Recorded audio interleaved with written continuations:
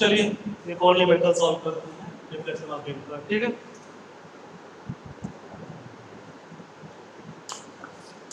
आज हम कैंटिलीवर का प्रॉब्लम सॉल्व करेंगे, ठीक है। चलिए, अभी तक हमने सिंपली सपोर्टेड बीम का सॉल्व किया था, अब हम कैंटिलीवर का प्रॉब्लम सॉल्व करेंगे।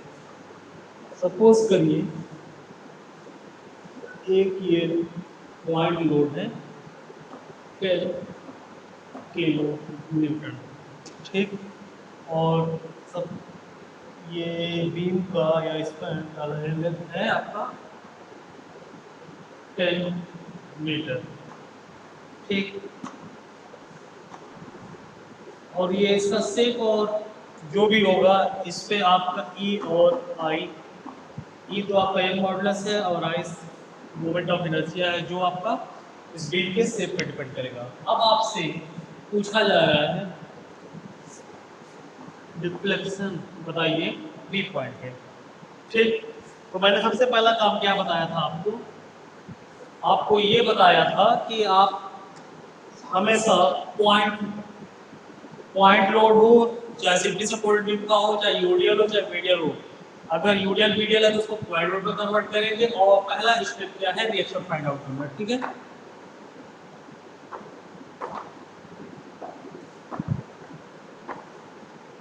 पहला स्टेप क्या है, रिएक्शन फाइंड आउट। तो ये बताइए कैंटिलीवर है ना, कैंटिलीवर में आपका दो रिएक्शन, एक वर्टिकल और एक हॉरिजॉन्टल, और तीसरा मोमेंट, यही तो बताया था, ठीक है। तो मोमेंट, चलिए मोमेंट को सपोज करिए m मान लिया, वर्टिकल रिएक्शन को r1 और हॉरिजॉन्टल को r2।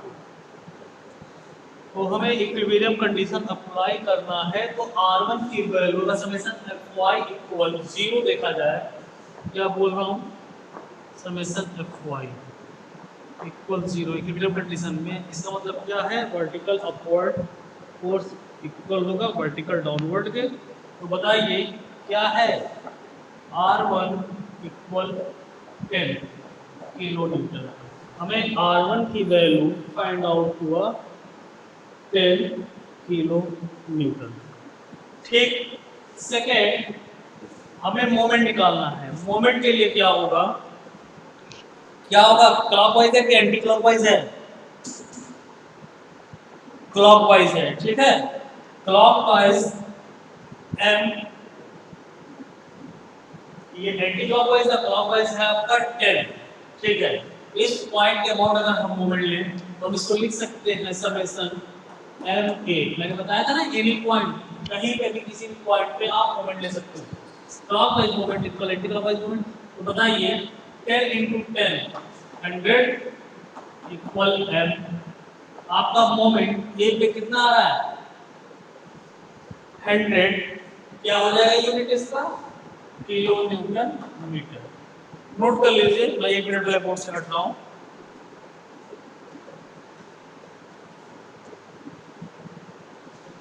हो गया,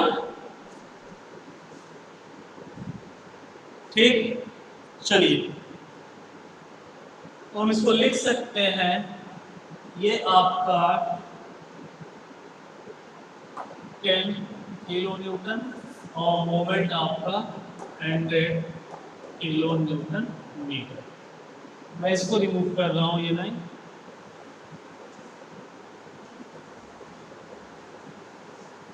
अब सेकेंड स्टेप क्या बताया था आपको, बताइए क्या बताया था, सेक्शन के अबाउट मोमेंट लेना है। मैंने लेफ्ट हैंड साइड से बताया था, एक्सट्रीम से राइट हैंड साइड में कट करते हैं। सपोज करिए कट कर लिया ये x। हमेशा ध्यान रखिएगा आप लेफ्ट से ही चलिए। मैंने अभी तक जो कॉन्सेप्ट बताया, किसी बुक में अगर कैंटिलीवर का प्रॉब्लम है तो राइट हैंड साइड से, किसी भी साइड से चलिए, बस नोटेशन का फर्क है, ठीक है। तो ये डिस्टेंस सपोज करिए x, ठीक। क्या हम इसको लिख सकते हैं, मोमेंट mx और क्या होगा, बोलिए, R1 x होगा, फिर मैंने कंपार्टमेंट लाइन कहा था, ये क्लॉकवाइज है, माइनस m, ठीक है, m की वैल्यू 100 लिखते हैं ना, ये एंटी क्लॉकवाइज इसलिए 100 और ये x के अबाउट x पावर 0, ठीक है। यहाँ तक क्लियर है, क्योंकि मोमेंट पहले से ही लेंथ और फोर्स मतलब परपेंडिकुलर डिस्टेंस और फोर्स का प्रोडक्ट है, इसलिए हम फिर से लेंथ का मल्टीप्लाई नहीं करेंगे, लेकिन हम x पावर 0 अगर लिख रहे हैं तो इसका मतलब 1 है, किसी की भी पावर अगर 1 लग जाए 0 लग जाए तो 1 होता है, ठीक है। तो अब चलिए हम जानते हैं deflection equation, EI d2y by dx square equal R1x minus 100 x power 0।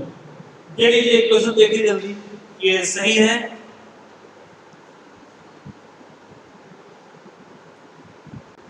ठीक है। चलिए अब क्या लिखेंगे, अगर इसको हम फर्स्ट टाइम इंटीग्रेट करें क्या होगा, EI dy by dx, first time integrate कर रहे हैं, R1 x square by 2 minus 100 x power 1 by 1, यही होगा। देखिए जल्दी, फर्स्ट टाइम इंटीग्रेट जब करेंगे हमें यही वैल्यू मिलेगा, ठीक है। सेकेंड टाइम अगर इंटीग्रेट करें, इसको इक्वेशन नंबर 1 एज्यूम कर लीजिए, सेकेंड टाइम अगर इसको इंटीग्रेट किया जाए तो क्या होगा, EI, ये y हो जाएगा, हाँ सही है, ये आपका R1 x क्यूब पहले से ही 2 है, 3 से मल्टीप्लाई होगा 6 हो जाएगा, कंपार्टमेंट लाइन माइनस 100, ये देखिए x पावर 1 है तो x स्क्वायर बाई 2 हो जाएगा। देख लीजिए दोनों इक्वेशन, ठीक है, आपको दोनों इक्वेशन दिख रहा होगा, इसको इक्वेशन नंबर, मैं यहाँ वैल्यू रख दे रहा हूँ R1 का 10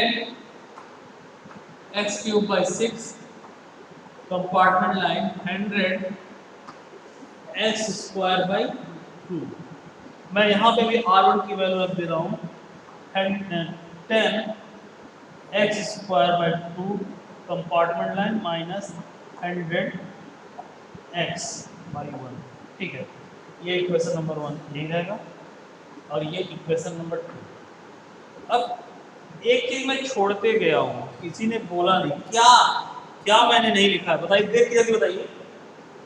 जब भी इंटीग्रेट करते हैं एक कांस्टेंट आता है, क्या, C1, ठीक है, जब ये अगेन इंटीग्रेट होगा तो C1 x square by C2, किसी ने बोला ही नहीं, मैंने लिखा भी नहीं, ठीक है। जब भी आप इंटीग्रेट करेंगे तो हमेशा कांस्टेंट आएगा, ठीक है। अब बताइए, ये जो कांस्टेंट C1 और C2 है इसकी वैल्यू हमें निकालना होगा, तो वैल्यू निकालने के लिए हमें बाउंड्री कंडीशन अप्लाई करना पड़ेगा, और बाउंड्री कंडीशन अप्लाई करने के लिए ये कौन सा बीम है, कैंटिलीवर बीम है, आपको बता चुका हूँ बाउंड्री कंडीशन पहले ही क्लास में बताया था। बाउंड्री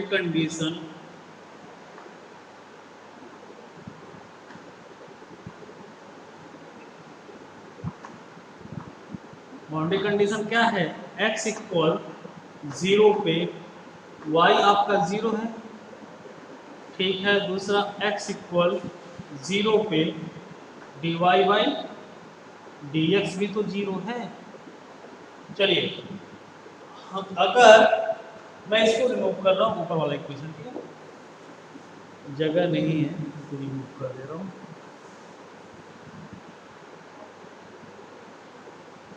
अगर हम x इक्वल 0 पे y इक्वल C1 निकलेगा, चलिए dy बाई dx आपका 0 है, ये वैल्यू 0, ये 10 x स्क्वायर बाई 2 है, ये भी वैल्यू 0, तो आप देखिए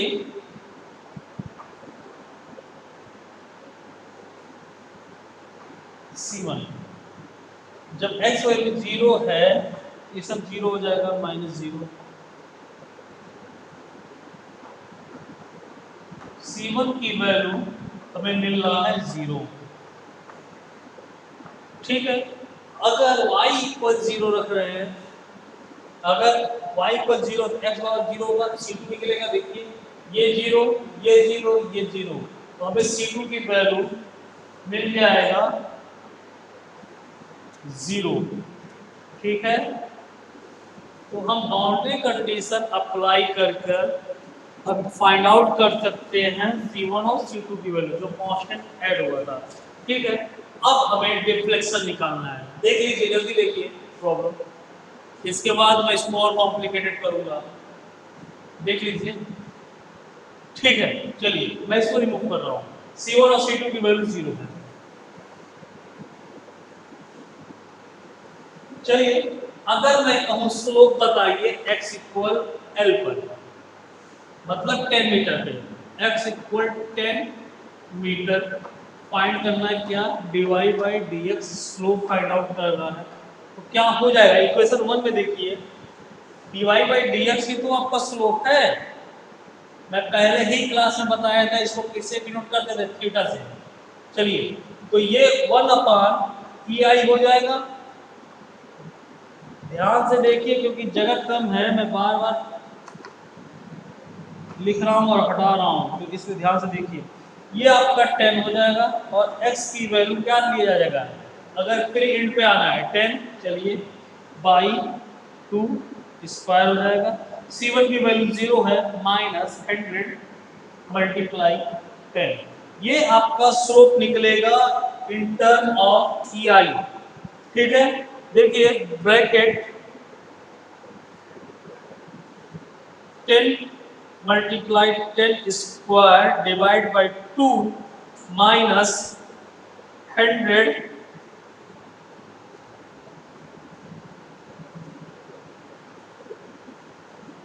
मल्टीप्लाई 10। अब देखिए, आपका इस एंड पर जो आपका फ्री एंड है, y dy बाई dx या थीटा बी, मैं थीटा बी को फ्री एंड दिखा रहा हूं, इसकी वैल्यू -500। ये आपका स्लोप आएगा। मतलब ये बीम आपका जो रिफ्लेक्ट हो रहा है लोड के बाद, तो ये आपका जो स्लोप होगा, ये कितना होगा पीरियड पे? थीटा 500 -500। ठीक है, -500 का मतलब क्लॉकवाइज। ठीक है, क्यों? क्योंकि आपका एंगल का मेजरमेंट क्या होता है? एंटी क्लॉकवाइज, इसलिए माइनस आ रहा है। ठीक है, अब चला जाए आगे। चलिए, इसी पॉइंट पर अगर हमें फाइंड आउट करना हो, क्या फाइंड आउट करना? Deflection y। चलिए, इस इक्वेशन को रिमूव कर रहा हूं। ठीक, इक्वेशन को रिमूव कर रहा हूं, ये पूरा इक्वेशन नंबर 1। इक्वेशन नंबर 1 को रिमूव कर रहा हूं। डिफ्लेक्शन का इक्वेशन हमारा EI y है 10 x क्यूब। C1 और C2 की वैल्यू 0, तो मैं इसको नहीं लिख रहा हूं, -100 x स्क्वायर बाई 2। ठीक है, वो दोनों वैल्यू 0 रिमूव कर दिया। हमें डिफ्लेक्शन फाइंड आउट करना है एट ए पॉइंट B। चलिए, B पर पहुंचने के लिए हमें कितना x की वैल्यू रखना पड़ेगा? 10। ठीक, चलिए पुट करिए वैल्यू। EI इक्वल क्या हो जाएगा? ये 10 multiply 10 cube by 6 minus 100 into 10 square by 2। ठीक है, चलिए सॉल्व करिए इसको। देखिए 10 multiply 10 power 3 divide by 6 minus 100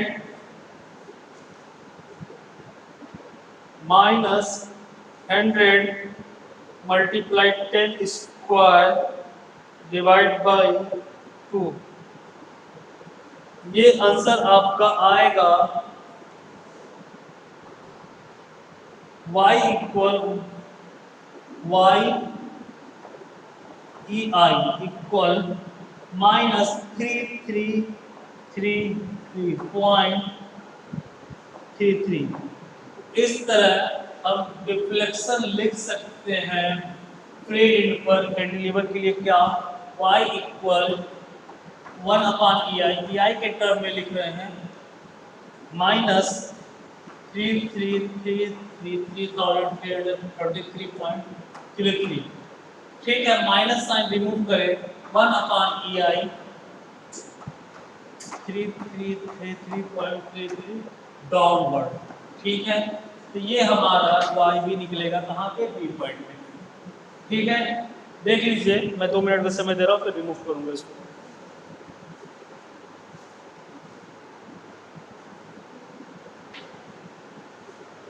ठीक है, चलिए देखिए जल्दी।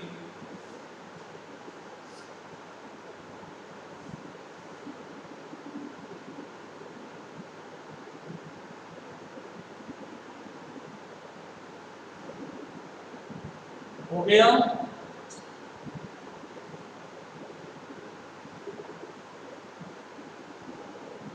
चलिए अगला प्रॉब्लम दे रहे हैं।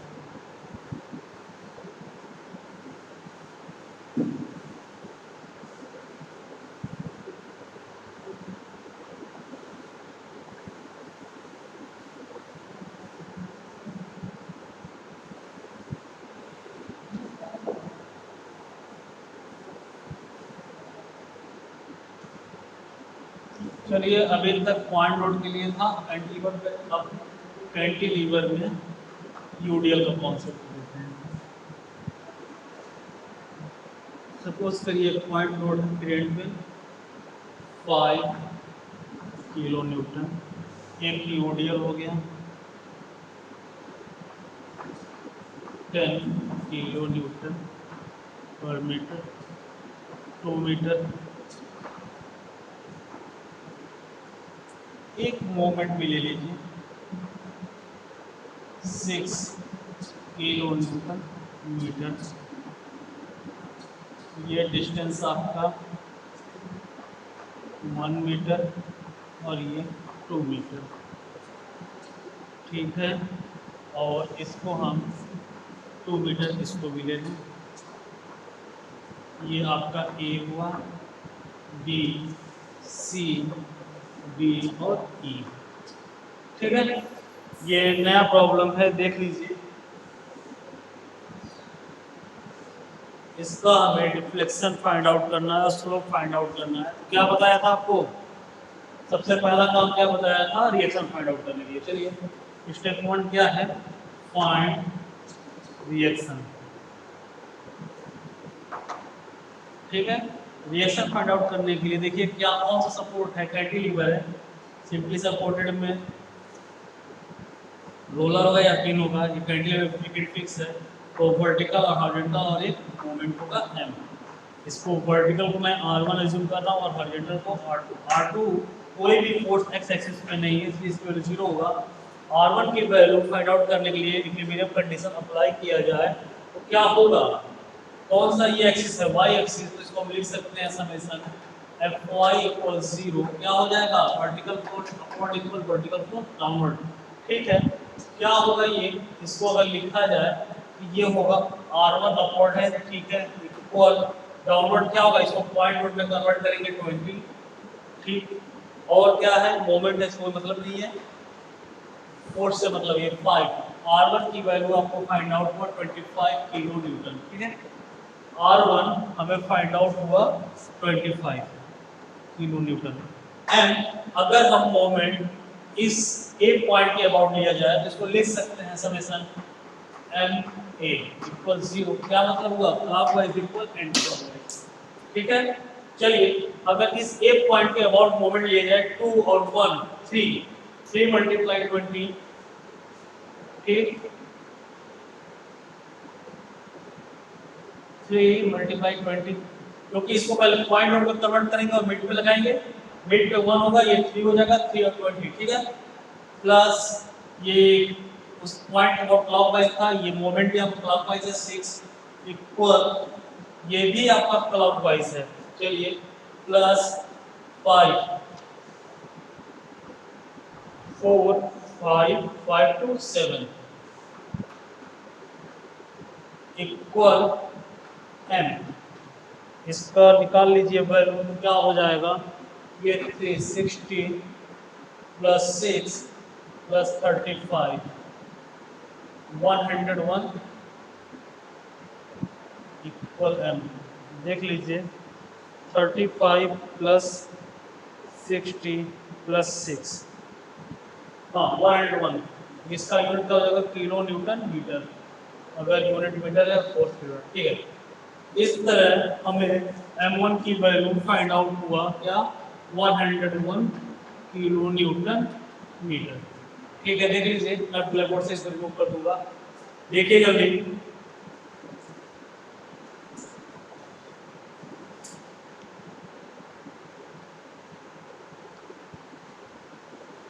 हो गया, नोट कर लीजिए, मैं रिमूव कर रहा हूँ। जैसे ही हमें रिएक्शन और मोमेंट फाइंड आउट हो गया, अब क्या करेंगे, लेफ्ट हैंड साइड से चलेंगे, किधर, राइट हैंड साइड की तरफ, क्या कट करेंगे, सेक्शन कट कर लीजिए एक्सट्रीम पॉइंट पे ना, चलिए कट करिए, तो हमें मिलेगा क्या, ये सपोज करिए ये हमने कट कर लिया एक्स एक्स, ये डिस्टेंस क्या हो जाएगा एक्स। चलिए, तो हमें मोमेंट लेना है, तो एम एक्स एक्स क्या हो जाएगा, r1 की वैल्यू 25 क्लॉकवाइज है, चलिए ये x, ठीक है, कंपार्टमेंट लाइन। अब ये बताइए, मोमेंट आपका एंटी क्लॉकवाइज है माइनस एम की वैल्यू 101 x पावर 0, ठीक है। फिर हम यहाँ पर आएंगे इस यूबीएल के लिए, लेकिन ये डिस्टेंस पता नहीं चल रहा है कितना होगा, तो हम पूरे इंटायर लेंथ तक राइट हैंड साइड में यूबीएल बना देंगे और इतना ही इसके अपोजिट बना देंगे, तो क्या हो जाएगा, ये माइनस होगा, हाँ ठीक है, 10, ये कितना हो जाएगा x माइनस 2 और x माइनस 2/2, ठीक है। ठीक है, ये एरिया होगा, इसके मिड पॉइंट पे ये मोमेंट हो जाएगा, ठीक। लेकिन अपोजिट साइड में भी तो उतना ये ऐड किए हैं, तो चलिए प्लस 10 x माइनस 4, ये डिस्टेंस 2 to 4 और x माइनस 4/2, और ये क्लॉकवाइज मोमेंट है, इसलिए 6 क्या हो जाएगा, x माइनस 4 पावर 0, देख लीजिए 45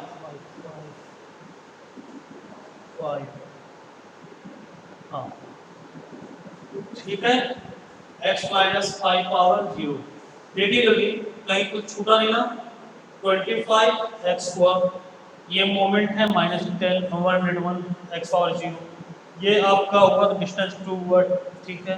फिर ये अपवर्ड ऐड हुआ, तो ये x माइनस 4, ठीक है, और ये 5 पे लगा है, ठीक है, सब सही। चलिए, अब हमें फर्स्ट टाइम इसको इंटीग्रेट करें तो क्या होगा, मैं इंटीग्रेट करके डायरेक्ट लिख रहा हूँ ei/dy/dx। चलिए इसको जब इंटीग्रेट करेंगे 25 x²/2 और एक कांस्टेंट होगा c1, पहले वाले कंपार्टमेंट में बताया था, ऐड करते हैं -10 101 x power 1/1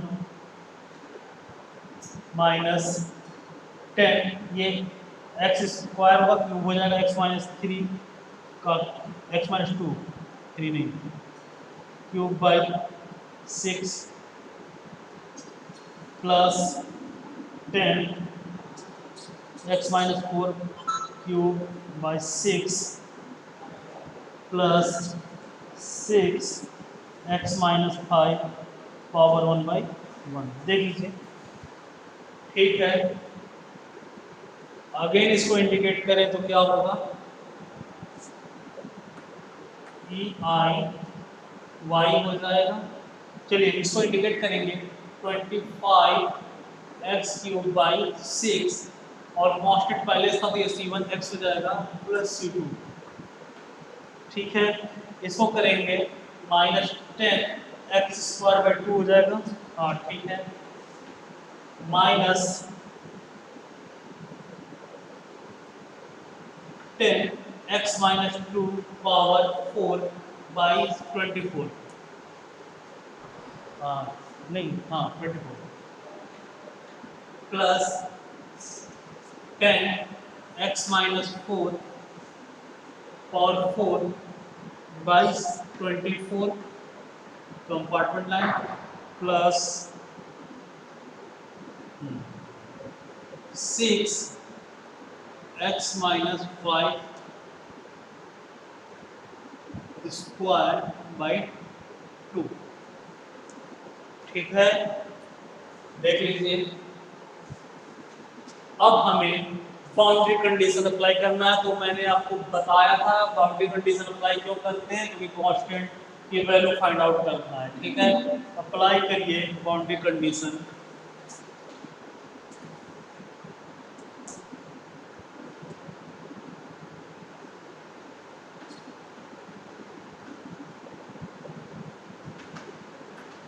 boundary condition apply करेंगे तो x = 0 पर dy बाई dx वो भी 0 होगा। ठीक है, देखिए अगर dy बाई dx 0 है, x = 0 भी ये 0, ये 0, c1 की वैल्यू 0, आगे तो छोड़ देंगे ना तो c1 की वैल्यू आपको 0 मिला।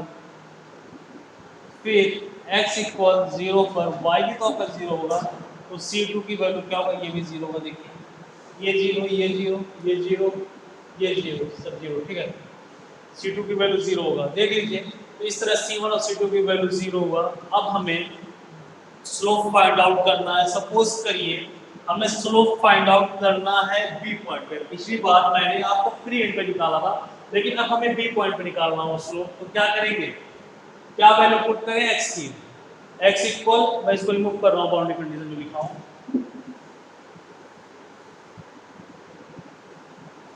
सपोज करिए हमें बी पॉइंट पे निकालना है, तो x इक्वल हम पुट करें, सपोज करिए क्या, बी पॉइंट पहुंचने के लिए 2 मीटर। ठीक है, x इक्वल बी पुट करेंगे तो हम ये लिख सकते हैं dy बाई dx। ठीक है, ई आई रहने लीजिए, इक्वल क्या हो जाएगा, ये 2 पुट करेंगे 25 2 स्क्वायर बाई 2। C1 की वैल्यू 0, कोई बात नहीं, माइनस 101 x की जगह 2 पावर 1/1 और जैसे 2 पुट करेंगे 0। ठीक है, तो हमारा बी पॉइंट पे जो स्लोप निकलेगा dy by dx equal 1/ei। ठीक है, इसको सॉल्व कर लीजिए। 2 से पावर 1 कैंसिल हो जाएगा, 50 माइनस 20, सो हमारा 1/ei -30। ठीक है, स्लोप हमारा बी पॉइंट पे ई आई के टर्म में क्या फाइंड आउट होगा, -30। ठीक है, मतलब क्लॉकवाइज डायरेक्शन में ये डाउनवर्ड होगा, क्योंकि एंगल का मेजरमेंट हमेशा एंटी क्लॉकवाइज डायरेक्शन में होता है। ठीक है, इसलिए माइनस आ रहा है। अगर हमें सी पे निकालना हो तो कितना, x इक्वल पुट करेंगे 4, x इक्वल 4 पुट करेंगे, यहाँ तक निकलेगा। चलिए निकालिए, ये बी पे हो गया, नोट करिए जल्दी, मैं ब्लैक बोर्ड से हट रहा हूँ।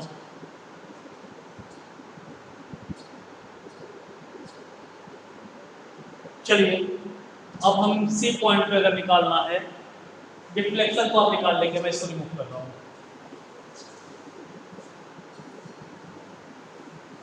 चलिए अगर सी पे निकालना तो क्या हो जाएगा, x इक्वल 4। चलिए ई आई D Y by D X equal 25 multiply 4 square by 2 minus 101 into 4 minus 10 two square 4 minus 2 square by 6 zero. ठीक है, जैसे जीरो या छोड़ देना चाहिए, वहां से आगे नहीं चलना है। ठीक है, सॉल्व करिए तो ये कितना हो जाएगा, देखिए सॉल्व करिए जल्दी। 25 multiply 25 multiply 4 power 2 divide by 2 minus 100 1 multiply 4 minus 10 multiply 2 square by 6। हमें ये वैल्यू फाइंड आउट हो रहा है माइनस 210 बाई ई आई। ये हमें डिफ्लेक्शन फाइंड आउट होगा d Y by D x, कहाँ पे, एट पॉइंट सी। देखिए, देखने से क्या पता चल रहा है, बी पर आपका -30 था, जैसे ही सी पे आ रहा है ये इसकी वैल्यू बढ़ जा रहा है, कितना, -210। जैसे ही ई पे आएंगे आपका मैक्सिमम होगा, इसीलिए फ्री इंड पे आपका डिफ्लेक्शन और स्लोप दोनों मैक्सिमम होता है। चलिए आज का टॉपिक यहीं एंड करते हैं, ठीक है, नोट कर लीजिए।